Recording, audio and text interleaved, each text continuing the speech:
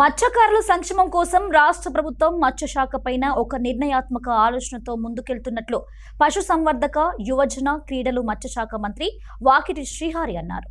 గణపురం మండల కేంద్రంలో 100% రాయితీపై ఉచిత చేప పిల్లల పంపిణీ కార్యక్రమానికి ఎమ్మెల్యే గండ్ర సత్యనారాయణరావుతో కలిసి మంత్రి వాకిటి శ్రీహరి ముఖ్య అతిథిగా హాజరయ్యారు.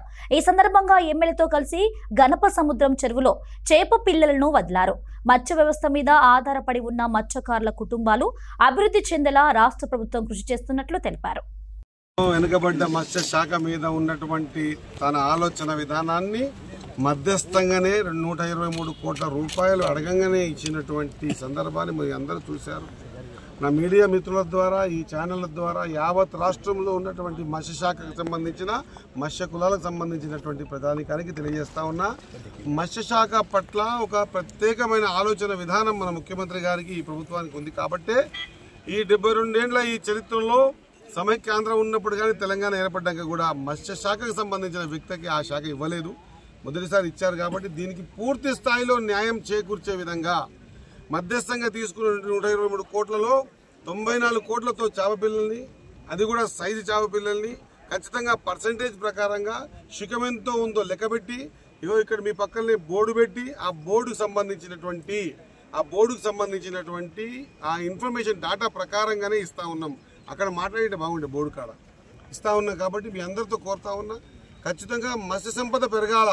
5 లక్షల కుటుంబాలు ఈ మత్స్య వ్యవస్థ మీద ఆధారపడి ఉన్నాయి. కాబట్టి ఆ కుటుంబాలకు ఎంప్లాయ్మెంట్ జనరేట్ అయ్యే విధంగా, ఈ తెలంగాణ రాష్ట్రం నుంచి ఇంపోర్ట్ ఎక్స్పోర్ట్ అయ్యే విధంగా చేపల ఉత్పత్తి జరగాల. దాని ద్వారా ఎంప్లాయ్మెంట్ జనరేట్ ఒకటే కాకుండా ఖచ్చితంగా ఈ వెనుకబడ్డ జాతులకు ఆర్థికంగా, ఆలోచన పరంగా ఎదగడానికి అవకాశం అయ్యే విధంగా తీసుకున్న నిర్ణయాలు కఠినంగా, నిర్ణయాత్మకమైనటువంటివి, లోతైనటువంటివి, ఖచ్చితంగా ప్రాక్టికల్గా చేసి చూపిస్తున్నాయి. కాబట్టి మత్స్యశాఖకు సంబంధించిన ఎవరు కూడా ధైర్యపడాల్సిన అవసరం లేదు. గతం మాదిరిగా కాదు, 1,00,000 చేప పిల్లలు వేస్తామని 10,000 కూడా ఏ సందర్భంలో ఆ రోజు అయితే, ఈ రోజు నేను 10సార్లు చెప్తా ఉన్న మీడియా మిత్రులారా సైజు చూడండి అని. ఈ రోజు ఈ సైజు చేప నా భూతో నా భవిష్యత్, నా భూతో ఎప్పుడు గతంలో వేయలేదన్నమాట మరొకసారి తెలియజేసుకుంటూ, మత్స్యశాఖను రాబోయే రోజుల్లో పెద్ద ఎత్తున ఒక పరిశ్రమలాగా ముందుకు తీసుకుపోవాలనే ఆలోచనతో మొబైల్ బండ్లు కానివ్వండి, వ్యాపార సదుపాయాలు కానివ్వండి, లేదా చేపను పట్టుకొని స్టోరేజ్ పెట్టుకోవడానికి జిల్లా హెడ్ క్వార్టర్లో స్టోరేజ్ కూడా విషయంలో కూడా ఆలోచన చేస్తూ ఉన్నాం. ఖచ్చితంగా మత్స్యశాఖ ద్వారా తెలంగాణ రాష్ట్రంలో ఉన్న మత్స్య కుటుంబాలందరికీ కూడా లాభం చేసే విధంగా కార్యక్రమాలు తీసుకుంటాం. కొనసాగుతా ఉన్న రాష్ట్ర ముఖ్యమంత్రి గారు ఈ రోజు వాకాటి శ్రీహరి గారి నేతృత్వంలో ఒక ముదిరాజు బిడ్డ కులములో పుట్టి మత్స్య కార్మికునికి ఎలాంటి నష్టం జరగకూడదు అనేటువంటి ఈ రోజు చేప పిల్లలు క్వాలిటీతో మన పిల్లల కార్యక్రమాన్ని ఈ రోజు గణప సముద్రంలో పూర్తిగా మత్స్య కార్మికుల పక్షాన హృదయపూర్వకంగా గణప సముద్రం చెరువుంది. ఇక్కడ నుంచి ఒక 4-5 మంచిగా ఒక కారిడార్, ఒక 2,000 మంది గారిని నేను విజ్ఞప్తి చేస్తున్నా.